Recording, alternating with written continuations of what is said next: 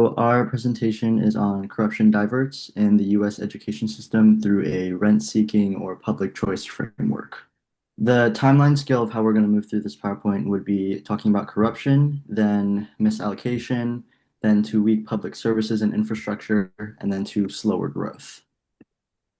When we look at the political influence and rent seeking by interest groups, this kind of refers to contractors, vendors, organizations, and local political networks, basically trying to shape education policies in a way that benefit these groups financially or politically rather than improving student learning.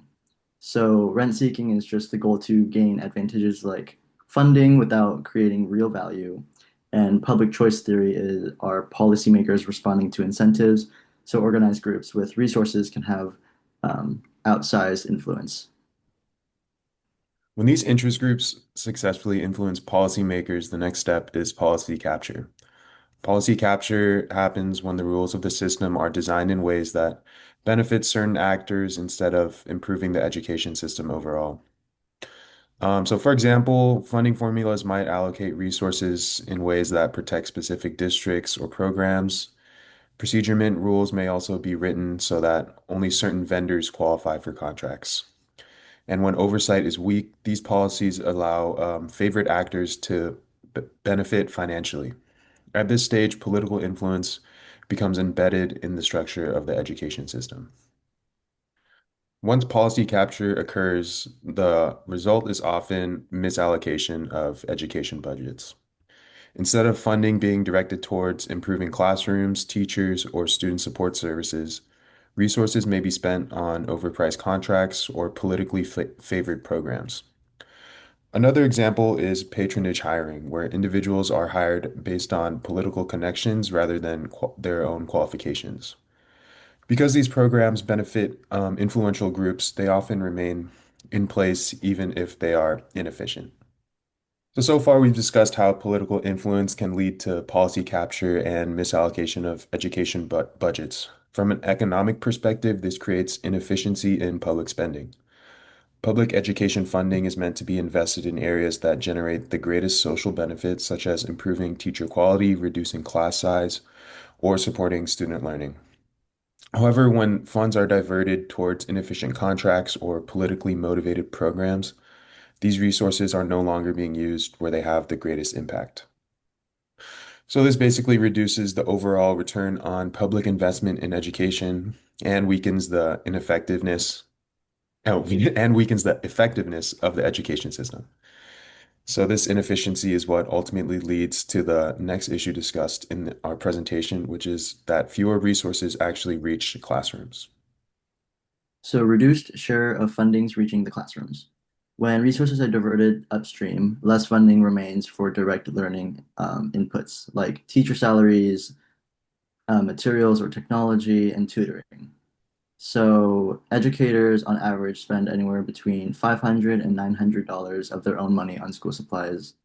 And according to a more recent report, school supplies and shopping this year will be spent on around 77 to 0.3% more compared to last year. And when we're taking a look at this current administration, the tariffs that take effect, prices for these items are set to raise about 12 to 15%. When we look at decline in services qualities and infrastructure, with fewer effective resources, schools may struggle to maintain quality. This can show up as a decline in service quality and infrastructure and aging buildings and delayed maintenance. Looking at the infrastructure, funding gaps may make it harder for schools to maintain quality education. Schools may struggle to hire and keep enough teachers and staff, and this can lead to larger class sizes and staffing shortages. And going down to maintenances, many lower funded school experiences may see delayed maintenances and aging facilities. Some school buildings are described as crumbling due to a lack of investment, and limited funding reduces the ability to repair or improve school infrastructure. Continuing on that slide, we can also look at districts and inequality. So unequal resources across these districts, schools in wealthier areas often have more resources and staff support. Students in poor districts have less access to counselors, nurses, librarians, and technology, and these differences increase educational inequality between these districts. And so the causes of the inequality we see is that the U.S. school funding system relies heavily on local property taxes. So wealthier communities can raise more money for schools because property values are higher, while poor districts raise less funding, leading to fewer resources and lower service quality. Okay, so I'm going to explain how this impacts students and the economy more directly. So when money in the education system is misused or not spent carefully, less of it actually reaches classrooms. And even if schools have like a large budget, not all of the money ends up supporting student learning. And one of the most important factors in student success is teacher quality.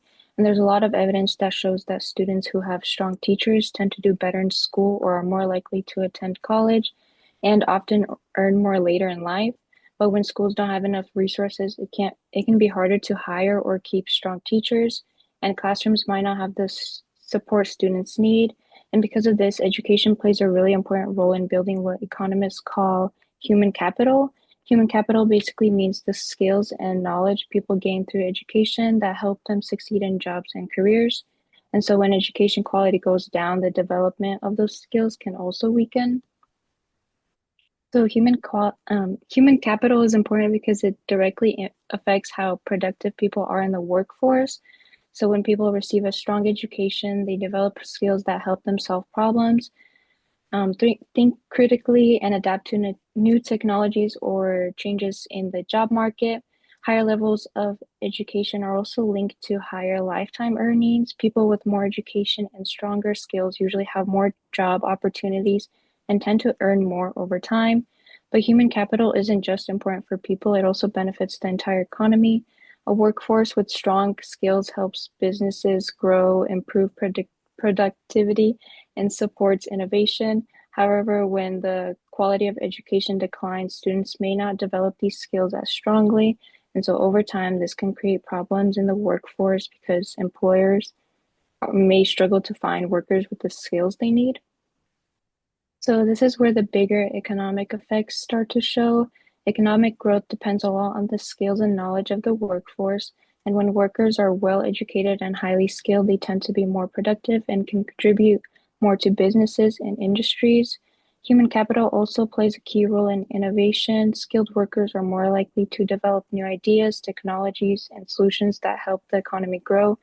And there's evidence that shows countries with stronger education systems and better student performance often experience faster long-term economic growth. But if corruption or inefficient spending weakens education systems, skill development can suffer. And when that happens, it can slow down innovation, reduce productivity, and limit how much the economy grows over time. And so, to wrap everything up, our presentation showed how corruption in education can create problems throughout the system. Political influence and rent sinking can shape education policies in ways that benefit certain groups instead of focusing on what helps students the most. Because of that, education funding may be used in inefficient ways like overpriced contracts or programs that are not very effective. And when this happens, less funding actually reaches classrooms and schools may have larger class sizes, fewer materials, or less support from students.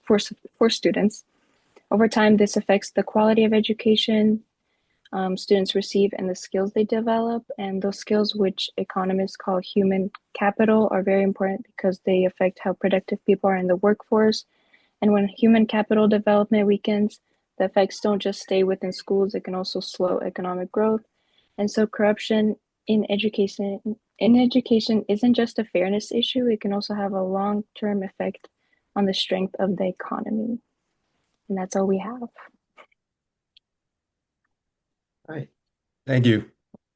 Thank you.